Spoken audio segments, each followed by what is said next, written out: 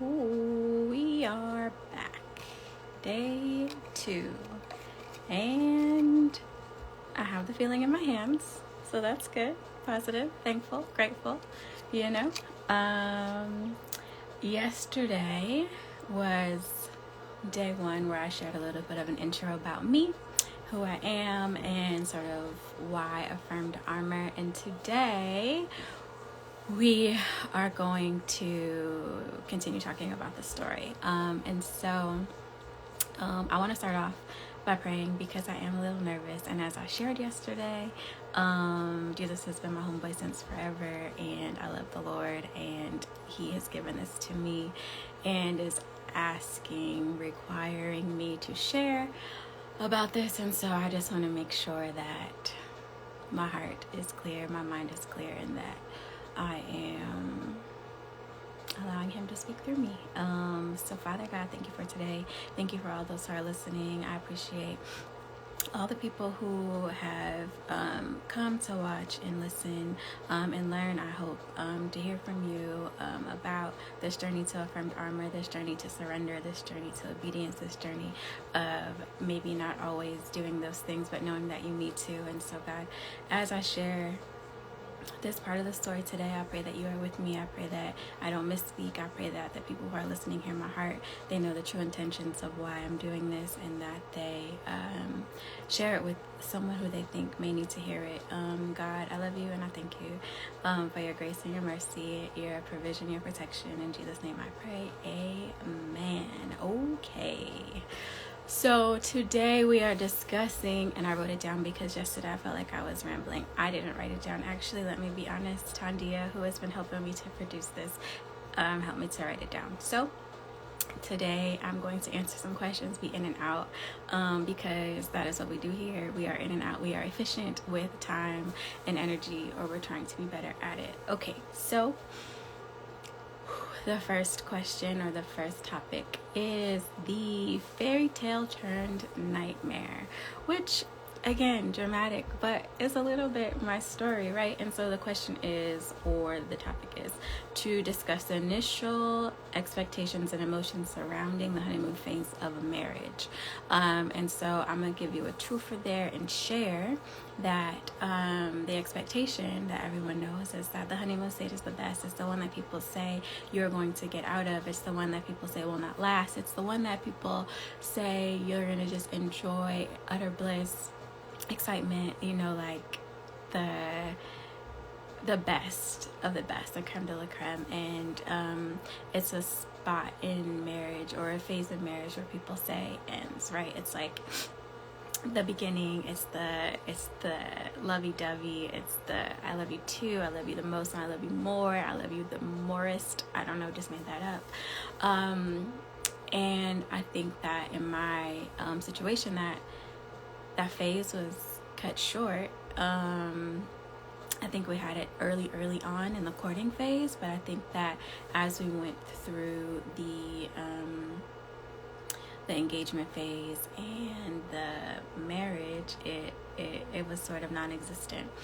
And I think that's because we experienced some losses, I think professionally, that we didn't necessarily anticipate, right? And so I think once that happened, I've shared I think on another podcast that the relationship also just sort of went left. And so the expectation is that it's going to come at the beginning of your relationship and through your marriage, at the beginning parts of your marriage, and that it's going to end. Well, ours also, I'm having golden milk, so I realized that my tongue is a little yellow. Weird, but my truth, and wanted to share because I don't want people to think I'm sick, because I'm not. I'm just trying to be healthy with golden milk. Okay, so back. I don't know why this is hard for me to say, but initially, the honeymoon phase is where people think it's going to be best, and on the honeymoon is where things get the best, right? But it is actually where my marriage, I think, truly began to end, because that is where I was told that we would be getting divorced. So on my honeymoon, my husband at the time asked for a divorce. And I know that I was in utter shock, but also like in a state of disbelief, but also was like, okay, well, now what, right? Is it something that is for real? Is it something that you're just saying, in retaliation?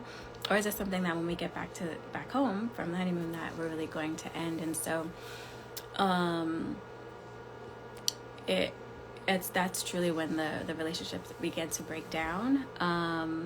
And I think so the next question is signs of denial. Explore the signs that may have been present before the marriage or during the honeymoon that and how denial played a role. And so if you would have asked me on my wedding day if I thought my husband would have asked for a divorce, if you asked me on my marriage day if my husband would have asked for a divorce on my honeymoon, I would have said absolutely not. If you asked me during our, the stages when we were planning the wedding, if I thought that I shouldn't go through with it, I would have said absolutely not. In hindsight, I would say that there were moments that I won't say ignored, but I misread as things that he has to work through, things that I have to work through, things that could be figured out. I say that everything is figure outable, so I don't know if I would say that was denial at the time. At the time, I wouldn't classify that as denial. I think I would be misreading that. But I will say that on the honeymoon, when he asked for the divorce, there was a part of me that was just like, okay, he's just talking, like, he's upset, whatever. We're gonna work through this when we get home. And so maybe that's when the denial started. Because again, in my mind, everything is figure outable. We got this. We can get through it. Everything is fine. The dog with the fire all around him. That is me, typically. Because I can work through anything. I like little heat, no problem. But yes, that is, I think that is when the state of denial started. And then when we got back home, I think there were more signs that I was just like not willing to share my friends with not willing to share with my friends and family, because you're not supposed to tell people what's going on inside of your marriage, right? Like that is what you are told culturally. And then also I think just growing up, it's like what happens in this house stays in this house. So just like I think we're conditioned to not share. But also I knew without a shadow of a doubt that if I told anybody that he had asked for a divorce or the way that, our relationship was going, if we ever reconciled, there would have been no way that anyone would have forgiven him. And I didn't want him to, or me to have to deal with that, because that's just not fair. And so, yeah, I just kept everything inside. Which probably added to my delusion because I wasn't sharing with anyone. So I had to play the role of happy wife, happy life, going to work, we're thriving, everything is great. Yeah, I love this. Amazing. But meanwhile, I am distraught. And so I did not have, I think, like the mental armor or the mental fortitude to realized that I could reach out for help at that time. And so one of the things I'm thankful for and that has come out of this is that I've learned that like there's got to be at least one or two people that you have in your corner that no matter how ugly or strange or weird the topic of conversation is, like you need to have someone in your corner or someone's in your corner to be able to share, because we're not built to do life alone. And even when I was with the person who I thought I was going to be doing life with forever, when that was no longer a safe space, there should always be someone. And so I've made sure that in my circle and as I've continued to grow and navigate life, that there's always someone, no matter how strange or bizarre or weird or negative it is, like for them to for me to feel safe in telling someone that. And if I don't feel like I have that, then being able to find that person. Okay, the next thing is facing reality. How did I cope with the sudden request for the divorce? And what were my initial thoughts and emotions? Well, here's the thing, right? And I'm not going to get into the nitty-gritty because that's no one's real business until the movie comes out. When he asked for the divorce on the honeymoon, he'd also removed himself from the room and said he was going back home. And I was just like, okay, right. It took a few seconds and had to digest what was happening, but also realized that there were still, I think, a day and a half left on the honeymoon that was already paid. So I was just like, okay, well, you sort your feelings out in the US and I'm going to sort my feelings out on the beach, and let the Lord speak to me and give me direction. But my initial thoughts were, I think there was a fear because of what is going to happen, and then there was a shock of what just happened, and then there was an ease and peace of God, truthfully, that was just and maybe a little pettiness. I was like, okay, well, I'll see you when I get back to the United States of America, and we'll figure it out there. I think as when we got back, the emotions began of embarrassment and shame, because I realized that my marriage that had just happened, people just came, people just bought gifts, people were just at the wedding, was ending, right? And like I shared, it wasn't something that I would have ever thought was going to end. And so I was embarrassed, I was shameful, I was hurt, and not just hurt by oh, my feelings are hurt because this isn't lasting, but also I am a person that casts vision, and so I saw my life together with him and our family and how we were going to live and operate in this world. And so I think I was really also sad and mourning the life that I thought I was going to have. It's my strong desire to be a mom, to be a wife, to have a family, and that was right there next to me and then was going away. And so I think there are a lot of feelings and emotions, and again, like I shared, because of my shame and guilt and delusion that we talked about a little earlier, I didn't share with anyone, and so yeah, there were a lot of emotions. I was overwhelmed a lot, because I'd never been through a divorce before. I've gone through a few breakups, and one thing I will say is that I went through a really bad breakup prior to this last relationship, and I drank a lot, almost every night, if not every night, all the time, and just too much in excess. And it was I was just blacking out after work. And so I promised myself that I would not repeat that, because it didn't serve my body, that I'm trying to be, I'm trying to have a strong vessel to hold these babies that I want to have. But also I need to not dismiss or subdue what is happening. I need to live it and walk it out. And so how I coped was, I watched a lot of sermons. I listened to a lot of podcasts. Kevin, Melissa, they had the Love Hour podcast, and I literally was just devouring that. Truly just listening to everything they put out, so that I can just, at the time I was trying to fix the marriage and how to learn how to become a better wife, and what was it in me that wasn't correct, and how could I, I learned that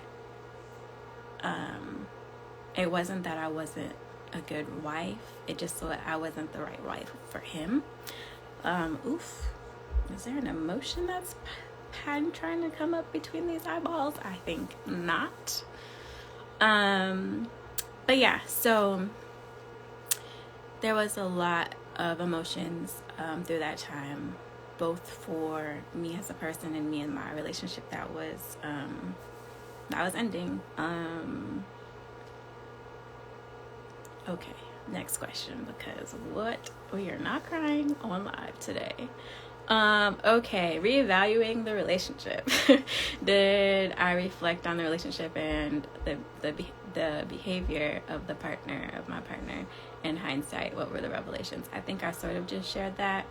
And so the next point was discussing not having the mental armor or capacity to maneuver through what's happening, and then the determined and delusion. Yeah, so I was determined not to make myself or him or the relationship look bad. I was determined to make it right. I was determined to be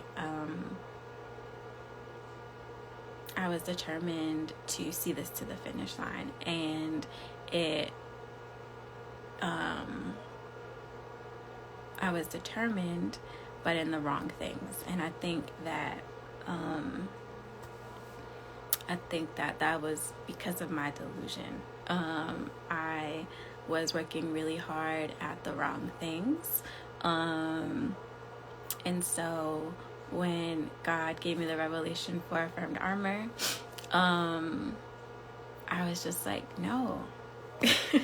Quite frankly, no, because like I don't necessarily need this. I've got this. I know you got me, but like I'm good. I don't need to share this. I don't need to be empowered and inspired, because I'm good. I got this.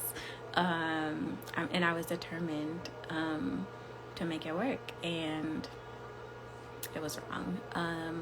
I was praying and questioning God a lot, and I think, like I shared yesterday, that is what allowed me to get through, even though I was discouraged, or my faith was a little bit discouraged, because I felt like God had told me specifically that this was my husband. I never walked away from him. It would be like I had a big attitude, though. In how I was expressing myself, and in my prayers, and in my asks for guidance. And so when he was like, a clothing line, I was like, that's not going to fix my marriage. And that's not what he was asking for. He was removing me from it. And that was a tough pill to swallow. Okay, so what are we doing? We are getting ready to end, I think, because I feel like I'm about to cry again, and I don't want to. So looking back, were there any red flags? Yes, there were red flags. Early on in the engagement phase, and I didn't feel like it was my place to judge. I didn't feel like it was my place to judge him, and or the decisions that were being made. I felt like, so I should say the red flag was in hindsight, right? It wasn't in the moment. But yeah, I think that I'm grateful for these moments of sharing now, because like I said, I'm about to get emotional, because I think more things are coming up for me that I didn't realize that I had to overcome. And so today's sweatshirt is also I'm Enough. It has the reminder on the sleeve, and I'm grateful and thankful that, you know, God gave me this, and still working through the best way to bring it to you all. But I'm grateful for all those who are listening, and who will help me be a part of this, the impact. Because once I start sharing my story, it's my hope that others will share their stories, and together we can be a troop that isn't afraid of their testimony. I just listened to a live earlier that was talking about our testimonies and favor, and I will repost it here because it was really good. But like, God really will put you where you're supposed to be, and even when you get yourself and stuff, he will deliver you. And so, all right, nope. Okay, bye. We'll be back tomorrow for I forgot what we're calling it, Tandia, but come back tomorrow. There'll be more. Thank you, and bye. Oh no, I can't do it. Okay.